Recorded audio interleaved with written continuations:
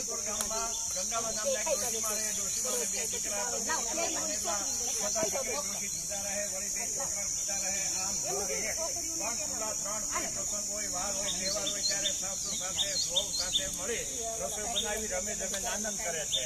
એવામાં ગંગા ડોશી ધર્મ કર્મમાં માનવાવાળા વ્રત ઉપાસ એક પેણા કરે છે, નિત્ય દેવદર્શને જાય. એવામાં અધિક માસ આવ્યો એટલે ગંગામાએ તો વ્રત આદર્યા, સાથે નાની વહુએ પણ વ્રત લીધા, પૂજન કરે, વાર્તા સાંભળે ને પછી બપોરે મંદિરે કથા સાંભળવા જાય છે. સાસુ વહુને આવા ધર્મ કર્મ કરતા જોઈ મોટી વહુ મોઢું બગાડે છે. મોટી વહુ હતી પૈસાદારની દીકરી, લાડકોટમાં ઉછરેલી, પહેરવા ઓઢવાની શોખી, ધર્મ કર્મને ધતિંગ માનવા વાળી, વળી રૂપનો અંબાર એટલે મોટી વહુને ગર્વનો પાર નહીં. એમાંય પૈસાનું અભિમાન ભળ્યું પછી મોટા વહુને દેવદર્શન સૂઝે ક્યાંથી?